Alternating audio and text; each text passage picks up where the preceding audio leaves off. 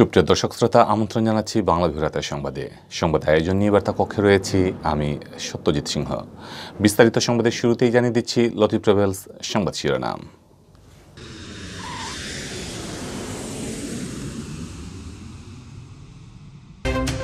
আনন্দ ঘন পরিবেশে মনোনয়নপত্র দাখিল করলেন সিলেট বিভাগের ৪৪টি ইউনিয়ন পরিষদ নির্বাচনের প্রার্থীরা। দেশে মহামারী করোনা ভাইরাসে আগের দিনের তুলনায় মৃত্যু বেড়েছে, কিছুটা কমেছে রোগী শনাক্তের হার। দেশে প্রথমবারের মতো গুচ্ছ পদ্ধতিতে ২০টি সাধারণ এবং বিজ্ঞান ও প্রযুক্তি বিশ্ববিদ্যালয়ের স্নাতক প্রথম বর্ষের ভর্তি পরীক্ষা অনুষ্ঠিত।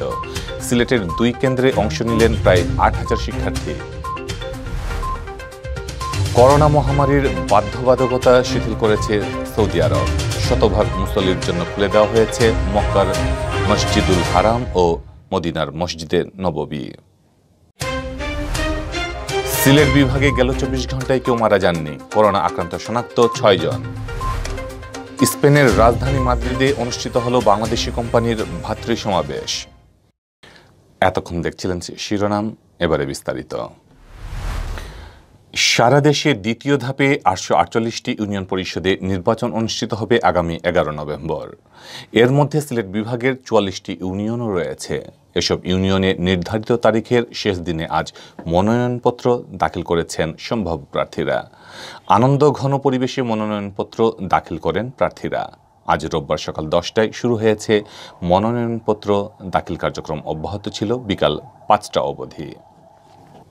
আজ সকালে সিলেটের সদর উপজেলায় গিয়ে দেখা গেছে এ উপজেলার হাটখোলা, জালালাবাদ, কান্দিগাঁও ও মুগলগাঁও ইউনিয়নের প্রার্থীরা উৎসব মুখর পরিবেশে মনোনয়নপত্র দাখিল করেছেন। অনেকেই সঙ্গে করে কর্মীদের বহর নিয়ে এসেছেন। তবে রিটার্নিং কর্মকর্তার কাছে মনোনয়নপত্র দাখিলের সময় কোনো জটলা ছিল না। দায়িত্বরত কর্মকর্তারা জানান, সুষ্ঠুভাবে মনোনয়নপত্র গ্রহণ কার্যক্রম চলছে। আমি আমার যে জনগণের যে উৎসব উদ্যাপনা, আমি এখানে কৃতজ্ঞতা জ্ঞাপন করছি। আমাদের সাথে প্রতিদ্বন্দ্বী ছিলেন আমাদের সাবেক চেয়ারম্যান জনাব শামসুল ইসলাম টুনি মিয়া। তিনি দলের প্রতি সম্মান দেখিয়েছেন, তিনি ওনার মনোনয়নপত্র করেছেন এবং উনি অংশ নিচ্ছেন না, যার জন্য আমরা এই বাংলাদেশ পেয়েছি। আমি কৃতজ্ঞতা জ্ঞাপন করছি আমাদের গণপ্রজাতন্ত্রী বাংলাদেশ সরকারের মাননীয় মাধ্যমে আমার কান্দিগাঁও ইউনিয়নের সর্বস্তরের জনসাধারণকে আমি আসলে ১০ বছর এক লাগারে ১০ বছর কান্দিগাঁও ইউনিয়নের চেয়ারম্যান ছিলাম। চেয়ারম্যান থাকাকালীন সময়ে আমাদের বাংলাদেশের ঘোষিত তফসিল অনুযায়ী দ্বিতীয় ধাপে সিলেট বিভাগের ৪ জেলার ৭ উপজেলার ৪৪টি ইউনিয়ন পরিষদে ভোট গ্রহণ হবে। এর মধ্যে সিলেট জেলার সদর উপজেলার ৪টি ইউনিয়ন রয়েছে। এছাড়া বালাগঞ্জ উপজেলার রয়েছে ৬টি এবং কোম্পানীগঞ্জ উপজেলার ৫টি, সুনামগঞ্জ জেলার ছাতক উপজেলার 10টি এবং দুয়ারাবাজার উপজেলার ৯টির ইউনিয়নে হবে নির্বাচন। এছাড়াও হবিগঞ্জ জেলার আজমিরিগঞ্জ উপজেলার ৫টি এবং মৌলভীবাজার জেলার জুড়ি উপজেলার ৫টি ইউনিয়নে নির্বাচনের জন্য আজ একই দিন মনোনয়নপত্র দাখিল করেন প্রার্থীরা। মনোনয়নপত্র দাখিলের দিন আজ সিলেট বিভাগের কোথাও কোনো বিচ্ছিন্ন ঘটনার খবর পাওয়া যায়নি। চেয়ারম্যান, সাধারণ সদস্য ও সংরক্ষিত নারী সদস্য পদে মনোনয়নপত্র বাছাই হবে আগামী ২১ অক্টোবর। আপিল করা যাবে ২৪ অক্টোবর, যার নিষ্পত্তি হবে ২৫ অক্টোবর। মনোনয়নপত্র প্রত্যাহারের শেষ সময় ২৬ অক্টোবর, আর ভোট গ্রহণ হবে ১১ নভেম্বর। মহামারী করোনা ভাইরাসে গত একদিনে ১৬ জনের মৃত্যু হয়েছে। এ সময় নতুন রোগী শনাক্ত হয়েছেন ৩১৪ জন। আগের দিনের তুলনায় মৃত্যু বেড়েছে, তবে রোগী শনাক্তের হার কিছুটা কমেছে। আগের দিন করোনায় ৬ জনের মৃত্যু হয়েছিল এবং রোগী শনাক্ত হয়েছিল ২৯৩ জন। রবিবার বিকালে স্বাস্থ্য অধিদপ্তরের অতিরিক্ত মহাপরিচালক নাসিমা সুলতানা স্বাক্ষরিত বিজ্ঞপ্তিতে এসব তথ্য জানানো হয়। স্বাস্থ্য অধিদপ্তর জানায়, গত একদিনে ১৮,০৯৭টি নমুনা পরীক্ষায় ৩১৪ জনের করোনা শনাক্ত হয়, যাতে শনাক্তের হার ১.৭৪%। শনিবার এ হার ছিল ১.৮৮%। দেশে এ পর্যন্ত করোনা শনাক্ত হয়েছে ১৫,৬৫,৪৮৮ জনের। গেল ২৪ ঘন্টায় মারা যাওয়াদের মধ্যে পুরুষ ১০ জন ও নারী ৬ জন। এ নিয়ে মোট মৃত্যু ২৭,৭৬৮ জনের। বিজ্ঞপ্তিতে আরও বলা হয়েছে, একদিনে করোনা থেকে সুস্থ হয়েছেন ৫২৯ জন। এ পর্যন্ত মোট সুস্থ হয়েছেন ১৫,২৭,৮৬২ জন। দেশে প্রথমবারের মতো গুচ্ছ পদ্ধতিতে 20টি সাধারণ এবং বিজ্ঞান ও প্রযুক্তি বিশ্ববিদ্যালয়ের স্নাতক প্রথম বর্ষের ভর্তি পরীক্ষা অনুষ্ঠিত হয়েছে। আজ রবিবার অনুষ্ঠিত এই ভর্তি পরীক্ষার মাধ্যমে সাধারণ এবং বিজ্ঞান ও প্রযুক্তি বিশ্ববিদ্যালয়ের গুচ্ছ ভর্তি পদ্ধতির যাত্রা শুরু হলো। দেশের মোট 26টি কেন্দ্রে একযোগে এ পরীক্ষা অনুষ্ঠিত হয়। সিলেটের 2টি কেন্দ্রে এই ভর্তি পরীক্ষা অনুষ্ঠিত হয়েছে। এই 2 কেন্দ্রে ভর্তি পরীক্ষায় অংশ নিয়েছেন প্রায় 8,000 শিক্ষার্থী। আজ রোববার প্রথম দিন এ ইউনিটের পরীক্ষা অনুষ্ঠিত হয়। প্রথম দিনের ভর্তি পরীক্ষায় শাহজালাল বিজ্ঞান ও প্রযুক্তি বিশ্ববিদ্যালয় কেন্দ্রে পরীক্ষার্থীরা ছিলেন 4,710 জন। অন্যদিকে সিলেট কৃষি বিশ্ববিদ্যালয় কেন্দ্রের অধীনে ছিলেন 3,163 জন। পরীক্ষা দুপুর 12টায় শুরু হয়ে শেষ হয় দুপুর 1টায়। তবে শিক্ষার্থীদের ভর্তি পরীক্ষা সংক্রান্ত অন্যান্য আনুষ্ঠানিকতা সম্পন্ন করার জন্য পরীক্ষা শুরুর 1 ঘন্টা আগেই সংশ্লিষ্ট কেন্দ্রে পৌঁছানোর নির্দেশনা দেওয়া হয়। কেন্দ্রে ঢোকার আগে প্রবেশপথে জটলা ছিল শিক্ষার্থী ও অভিভাবকদের। এছাড়া পরীক্ষা শেষেও কেন্দ্র ত্যাগের সময় ছিল একই পরিস্থিতি। সিলেটে স্বাস্থ্যবিধি অনুসরণ পূর্বক সুষ্ঠুভাবে পরীক্ষা গ্রহণ করা হয়েছে বলে জানান 2 কেন্দ্রের দায়িত্বে থাকা সংশ্লিষ্টরা। তারা জানান ভর্তি পরীক্ষা সুষ্ঠুভাবে সম্পন্ন করতে আইনশৃঙ্খলা রক্ষাকারী বাহিনী সহ বিশ্ববিদ্যালয়ের সংশ্লিষ্ট বিভাগ পর্যবেক্ষণে ছিল। ভর্তি পরীক্ষায় ডিজিটাল জালিয়াতির ঠেকাতে পরীক্ষার কেন্দ্রে এবং কেন্দ্রের বাইরে দায়িত্ব পালন করেছে বিভিন্ন টেকনিক্যাল টিম। পরীক্ষা শুরু হয়েছে 12টার সময়, এখন 12:30টার বেশি বেজে গেছে। এখন পর্যন্ত আমরা কোনো জায়গা থেকে কোনো ধরনের সমস্যার কথা শুনিনি। খুব স্মুথলি আল্লাহর মতো পরীক্ষা হচ্ছে। 26টা বিশ্ববিদ্যালয়ে পরীক্ষা হচ্ছে, আর গুচ্ছের মধ্যে আমরা আছি 20টা বিশ্ববিদ্যালয়। বাংলাদেশের ইতিহাসে একটা নতুন ইতিহাস তৈরি হলো, কারণ দীর্ঘদিনের দেশবাসীর সকলের প্রত্যাশা ছিল যে ছেলে মেয়েদের হয়রানি কেমনি বন্ধ করা যায়, অভিভাবকদের হয়রানি কেমনি বন্ধ করা যায়, কিভাবে তারা একটা পরীক্ষা দিয়ে সব বিশ্ববিদ্যালয়ে ভর্তি হতে পারে।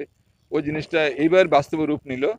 মাত্র একটা পরীক্ষা, আজকে যারা বিজ্ঞানের ছাত্রছাত্রী শিক্ষার্থী, তারা একটা মাত্র পরীক্ষা দিয়ে তারা 20টা বিশ্ববিদ্যালয়ে ভর্তি হওয়ার জন্য তারা কিন্তু যোগ্যতা অর্জন করলো। আজকের এই পরীক্ষাটা অত্যন্ত সুন্দর এবং শান্তিপূর্ণ সমাপ্ত হয়েছে। কোনো ধরনের দুর্যোগ বা কোনো কাঙ্ক্ষিত কোনো ঘটনা ছাড়াই এত সুন্দর পিসফুলি পরীক্ষা হয়েছে। আমি তো মনে করি আমাদের পরীক্ষার্থীরা তারা খুবই সন্তুষ্ট, এবং এই পরীক্ষার্থীর অভিভাবক যারা সাথে এসেছেন তারাও খুবই সন্তুষ্ট। সমন্বিত ভর্তি পরীক্ষার ওয়েবসাইটে জানানো হয়েছে আগামী 24 অক্টোবর বি ইউনিটের এবং 1 নভেম্বর সি ইউনিটের ভর্তি পরীক্ষা অনুষ্ঠিত হবে। এছাড়াও 2 নভেম্বর ইসলামী বিশ্ববিদ্যালয়ের নিজস্ব কয়েকটি বিষয়ে ভর্তি ইচ্ছুকদের পরীক্ষা অনুষ্ঠিত হবে। ভর্তি কমিটি সূত্রে জানা যায়, এবার গুচ্ছ পদ্ধতিতে ভর্তি পরীক্ষায় বিজ্ঞান, মানবিক ও ব্যবসা শাখায় 3 ইউনিটে মোট 22,013টি সিট রয়েছে। আসনগুলোর বিপরীতে আবেদন করেছে 2,32,455 জন শিক্ষার্থী। এতে এ ইউনিটে 1,31,901 জন, বি ইউনিটে 67,117 জন এবং সি ইউনিটে 33,437 জন শিক্ষার্থী আবেদন করেছে। করোনা ভাইরাস মহামারীর বাধ্যবাধকতা শিথিল করেছে সৌদি আরব। আজ রবিবার থেকে নতুন নিয়ম জারি করা হয়েছে। দেশজুড়ে মাস্ক ব্যবহারের বাধ্যবাধকতাও তুলে নেওয়া হয়েছে। একই সঙ্গে শতভাগ মুসল্লির জন্য খুলে দেওয়া হয়েছে মক্কার মসজিদুল হারাম ও মদিনার মসজিদে নববী। শুক্রবার সৌদি স্বরাষ্ট্র মন্ত্রণালয়ের প্রকাশিত এক বিবৃতিতে এই ঘোষণা দেওয়া হয়। আরব নিউজের খবরে জানানো হয়, সৌদি আরবে করোনা মহামারীর হার লক্ষণীয়ভাবে কমে আসায় এবং দেশটির বাসিন্দাদের বিপুল মাত্রায় টিকা গ্রহণের কারণে রবিবার থেকে করোনা ভাইরাস সংক্রমণের সতর্কতায় বিভিন্ন ব্যবস্থাপনা শিথিল করা হচ্ছে। এর মধ্যে বাইরে উন্মুক্ত স্থানে মাস্ক পরার বাধ্যকতা আর থাকছে না।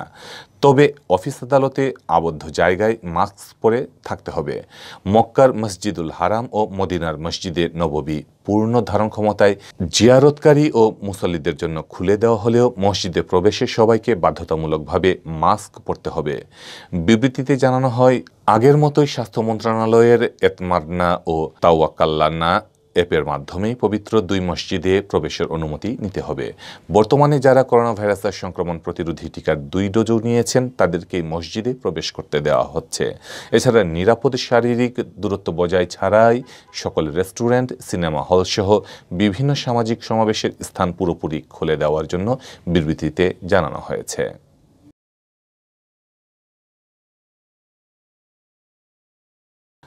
করোনা ভাইরাসে আক্রান্ত হয়ে সিলেটের সর্বশেষ 24 ঘন্টায় কেউ মারা যাননি। এর আগে গত 2 দিনে প্রাণ হারান করোনা আক্রান্ত 2 ব্যক্তি। গেল 24 ঘন্টায় নতুন রোগী শনাক্ত হয়েছেন 6 জন। স্বাস্থ্য অধিদপ্তর সিলেট বিভাগীয় কার্যালয় থেকে এসব তথ্য জানানো হয়েছে। স্বাস্থ্য অধিদপ্তর জানায় শনিবার সকাল 8টা থেকে আজ রোববার সকাল 8টার মধ্যে সিলেট জেলায় করোনা আক্রান্ত হয়ে কেউ মারা যাননি। মৃতের সংখ্যা এখন তাই 1171 জনই আছে। এর মধ্যে সিলেট জেলায় মৃতের সংখ্যা 978 জন। বাকি 3 জেলার মধ্যে রয়েছেন সুনামগঞ্জের 73, মৌলভীবাজারের 72 ও হবিগঞ্জের 48 জন। এদিকে সর্বশেষ 24 ঘন্টায় সিলেট বিভাগে 6 জন করোনা রোগী শনাক্ত হয়েছেন। সবাই সিলেট জেলার বাসিন্দা। বিভাগের বাকি 3 জেলায় কোনো রোগী শনাক্ত হননি।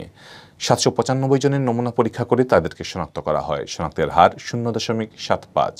সব মিলিয়ে বিভাগে করোনা আক্রান্তের সংখ্যা এখন 54,760 জন। সর্বশেষ 24 ঘন্টায় বিভাগে সুস্থ হয়েছেন 19 জন। সুস্থ হওয়াদের মোট সংখ্যা এখন 48,629 জন। রোববার সকাল 8টা পর্যন্ত সিলেট বিভাগের 4 জেলা মিলিয়ে বর্তমানে 19 জন করোনা রোগী হাসপাতালে ভর্তি রয়েছেন।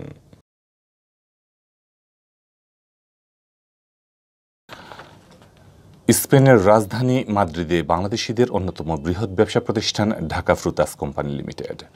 প্রায় 3 শতাধিক প্রবাসী বাংলাদেশিদের কর্মসংস্থানের এই প্রতিষ্ঠানের কার্যক্রমে বৈচিত্র্য আনতে 18 বছরের পুরনো প্রতিষ্ঠানটি 2 ভাগে বিভক্ত হয়ে ব্যবসা পরিচালনা করার সিদ্ধান্ত নিয়েছে।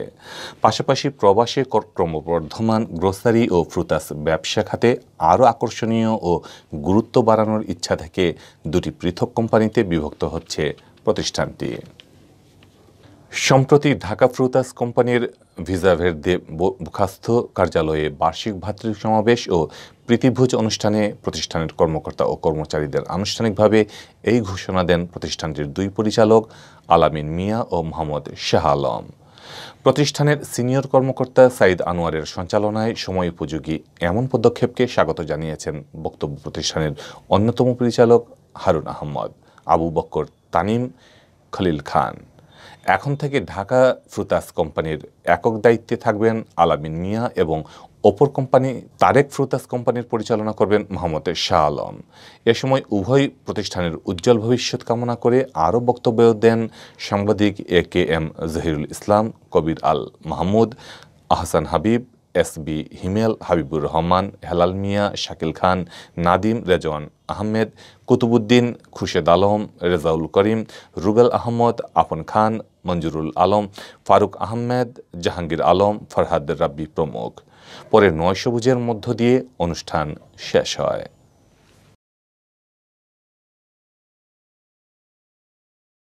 এই ছিল এখনকার মতো সংবাদ।